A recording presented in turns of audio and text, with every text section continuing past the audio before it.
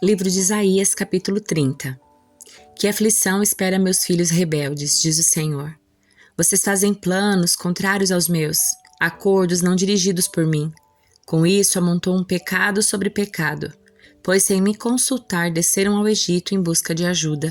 Puseram sua confiança na proteção do faraó, tentaram esconder-se na sombra dele. Mas ao confiar no faraó serão envergonhados, ao esconder-se nele serão humilhados. Pois embora o poder dele se estenda até Zoã e seus embaixadores tenham chegado a Anis, todos que confiam nele serão envergonhados.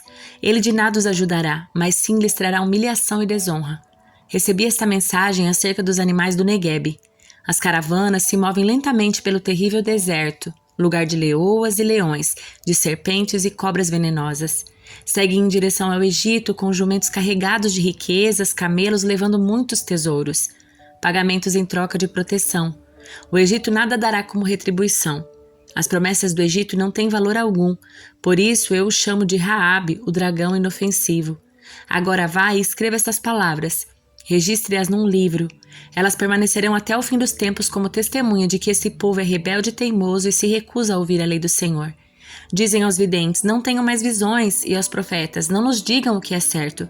Falem de coisas agradáveis, contem-nos mentiras. Esqueçam a verdade, saiam do caminho estreito. Parem de nos falar do Santo de Israel. Esta é a resposta do Santo de Israel. Por que desprezam o que lhes digo e preferem confiar em opressão e mentiras? A calamidade virá sobre vocês de repente como um muro inclinado que se rompe e desmorona. Num instante desabará e cairá por terra. Serão despedaçados como vasilha de barro, esmigalhados tão completamente que não sobrará um caco grande o suficiente para tirar brasas da lareira ou um pouco de água do poço. Assim diz o Senhor soberano, o Santo de Israel. Vocês só serão salvos se voltarem para mim e em mim descansarem. Na tranquilidade e na confiança está sua força, mas vocês não quiseram saber. Disseram, nada disso, entraremos na batalha montados em cavalos velozes. A única velocidade que verão, porém, será dos seus inimigos os perseguindo. Cada um deles perseguirá 1000 de vocês. 5 deles farão todos vocês fugirem. Serão deixados como um mastro solitário numa colina, como bandeira no alto de um monte distante. Portanto, o Senhor esperará até que voltem para Ele para lhes mostrar seu amor e compaixão, pois o Senhor é Deus fiel. Felizes os que nele esperam. Ó povo de Sião que mora em Jerusalém, você não chorará mais. Ele será bondoso quando lhe pedirem ajuda, certamente atenderá seus clamores. Embora o Senhor lhes tenha dado angústia como alimento e aflição como bebida, Ele permanecerá com vocês para lhes ensinar. Vocês verão seu mestre com os próprios olhos e seus ouvidos o ouvirão.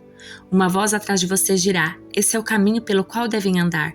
Quer se voltem para a direita, quer para a esquerda. Então vocês destruirão todos os seus ídolos de prata e suas valiosas imagens de ouro. Jogarão tudo fora como se fossem trapos imundos e dirão, já vai tarde. Então o Senhor os abençoará com chuva na época de plantar. Terão colheitas fartas e muitas pastagens para seus animais. Os bois e os jumentos que lavram a terra comerão cereais de boa qualidade e o vento levará a palha. No dia em que seus inimigos forem massacrados e as torres caírem, haverá riachos correndo em todos os montes e colinas. A lua será tão brilhante quanto o sol e o sol será 7 vezes mais claro como a luz de 7 dias em um só. Assim será quando o Senhor começar a sarar seu povo e a curar as feridas que lhe causou. Vejam, o Senhor vem de longe ardendo de ira, cercado de densas nuvens de fumaça. Seus lábios estão cheios de fúria, suas palavras consomem como fogo. Seu sopro é como inundação que sobe até o pescoço dos seus inimigos. Com sua peneira separará as nações para a destruição. Colocará nelas um freio e as levará à ruína. Mas vocês entoarão um cântico de alegria como os cânticos das festas sagradas. Vocês se alegrarão como quando o flautista conduz um grupo de peregrinos a Jerusalém, o monte do Senhor, a rocha de Israel. O Senhor fará ouvir a sua voz majestosa e mostrará a força do seu braço poderoso. Em sua ira descerá com chamas devoradoras, chuvas torrenciais, tempestades e pedras de granizo. Por ordem do Senhor os assírios serão despedaçados e ele os ferirá mortalmente com seu cetro. Quando o Senhor os ferir com sua vara de castigo, seu povo celebrará com tamborins e harpas. Ele levantará seu braço poderoso e lutará contra seus inimigos. Tofete, lugar de fogo, há muito está pronto para o rei assírio. Um monte de lenha aguarda sobre a fogueira. O sopro do Senhor, como o fogo de um vulcão, a acenderá. Jeremias, capítulos 39 e 40. Em janeiro do 9º ano do reinado de Zedequias, rei de Judá, Nabucodonosor, rei da Babilônia, chegou com todo o seu exército para cercar Jerusalém. 2 anos e meio depois, em 18 de julho, no 11º ano do reinado de Zedequias, foi aberta uma brecha no muro da cidade. Todos os oficiais do exército babilônio entraram e se sentaram junto ao portão do meio. Nergal-Sarezer de Sangar, Nebu-Sarsequim, um dos chefes dos oficiais, Nergal-Sarezer, conselheiro real, e todos os outros oficiais do rei da Babilônia. Zedequias, o rei de Judá, e todos os soldados fugiram quando viram que os babilônios tinham invadido a cidade. Esperaram até o anoitecer, passaram pelo portão entre os 2 muros atrás do jardim do rei e fugiram em direção ao vale do Jordão. Contudo, os soldados babilônios os perseguiram e alcançaram o rei Zedequias nas planícies de Jericó. Eles o capturaram e o levaram a Nabucodonosor em Ribla, na terra de Amate. Ali, o rei da Babilônia sentenciou Zedequias. Obrigou Zedequias a testemunhar a matança dos seus filhos e de todos os nobres de Judá. Depois arrancou seus olhos, o prendeu com correntes de bronze e o levou para a Babilônia. Os babilônios queimaram Jerusalém, incluindo o palácio real e as casas do povo, e derrubaram os muros da cidade. Nebuzaradã, capitão da guarda, deportou para a Babilônia o restante do povo que havia ficado na cidade, os desertores que tinham passado para seu lado e todos os outros sobreviventes. Permitiu, no entanto, que alguns dos mais pobres ficassem na terra de Judá para cuidar dos vinhedos e dos campos. O rei Nabucodonosor tinha ordenado a Nebuzaradã, capitão da guarda, que encontrasse Jeremias. Cuide que ele não seja ferido, disse. Tome conta dele e providencie tudo o que ele pedir. Então, Nebuzaradã, capitão da guarda, Nebuzasban, um dos chefes dos oficiais, Nergal-Sarezer, conselheiro real, e outros oficiais do rei da Babilônia mandaram tirar Jeremias da prisão.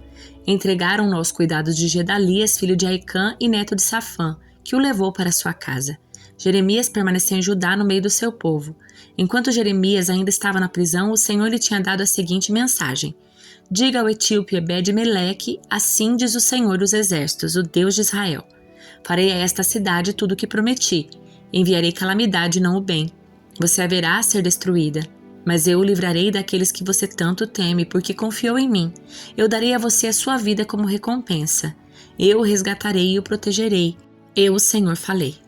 O Senhor deu uma mensagem a Jeremias depois que Nebuzaradã, capitão da guarda, o pôs em liberdade em Ramá. Ele havia encontrado Jeremias acorrentado entre todos os prisioneiros de Jerusalém e Judá que estavam sendo levados para o exílio na Babilônia. O capitão da guarda mandou chamar Jeremias e disse: o Senhor seu Deus trouxe essa calamidade sobre esta terra. O Senhor cumpriu o que tinha dito, pois esse povo pecou contra o Senhor e lhe desobedeceu. Por isso aconteceram todas essas coisas. Mas eu vou tirar suas correntes e libertá-lo. Se quiser ir comigo para a Babilônia, está bem. Providenciarei que cuidem de você. Se não quiser ir, fique aqui. Toda a terra está diante de você, vá para onde quiser. Se resolver ficar, volte para Gedalias, filho de Aicã e neto de Safã. O rei da Babilônia nomeou o governador de Judá. Fique com o povo que ele governa, e se quiser ir para algum outro lugar, faça o que lhe parecer melhor. Então Nebuzaradã, capitão da guarda, deu a Jeremias um pouco de alimento e dinheiro e o deixou partir. Jeremias voltou para Gedalias, filho de Aicã, em Mispá, e habitou em Judá com os poucos que haviam ficado na terra. Os comandantes dos grupos de soldados que estavam no interior de Judá souberam que o rei da Babilônia havia nomeado Gedalias, filho de Aicã, para governar sobre o povo pobre que tinha ficado em Judá, isto é, os homens, as mulheres e as crianças que não haviam sido enviados para o exílio na Babilônia. Então, foram ver Gedalias em Mispá. Entre eles estavam Ismael, filho de Netanias, Joanã e Jonatas, filhos de Careá, Seraías, filho de Tanumete, os filhos de Efai, o Netofatita, Jazanias, filho do Maacatita, e todos os seus homens. Gedalias jurou a eles que os babilônios não tinham intenção de lhes fazer mal. Não tenham medo de servi-los, vivam na terra e sirvam ao rei da Babilônia, e tudo lhes irá bem, ele prometeu. Quanto a mim, ficarei em Mispá e os representarei diante dos babilônios que vierem se encontrar conosco. Estabeleçam-se nas cidades que tomaram e vivam dos frutos da terra. Colham uvas, frutas de verão e azeitonas e armazenem tudo.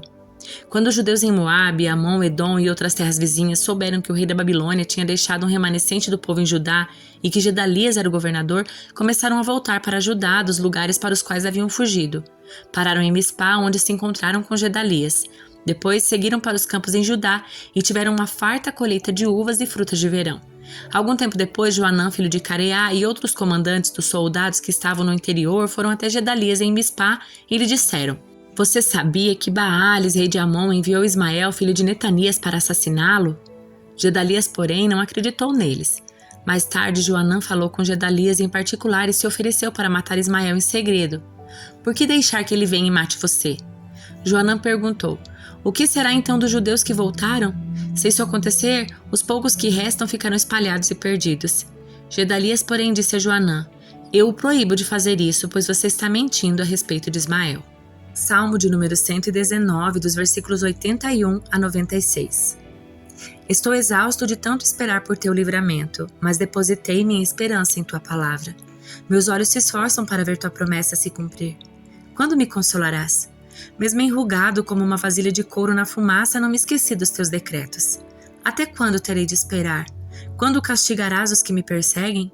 Os arrogantes que não seguem tua lei abriram covas fundas para me pegar. Todos os teus mandamentos são confiáveis. Protege-me dos que me perseguem sem motivo. Quase acabaram comigo, mas eu não abandonei tuas ordens. Por teu amor, preserva minha vida. Então continuarei a obedecer teus preceitos. Tua palavra eterna, ó Senhor, está firme nos céus. Tua fidelidade se estende de uma geração a outra, duradoura como a terra que estabeleceste. Teus estatutos permanecem até hoje, pois tudo está a serviço dos teus planos. Se tua lei não fosse meu prazer, eu teria morrido em meu sofrimento. Jamais me esquecerei das tuas ordens, pois é por meio delas que me dás a vida. Sou teu. Salva-me, pois tenho buscado tuas ordens. Embora os perversos fiquem à espreita para me matar, meditarei em teus preceitos. Percebi que até mesmo a perfeição tem limite, mas não há limite para os teus mandamentos.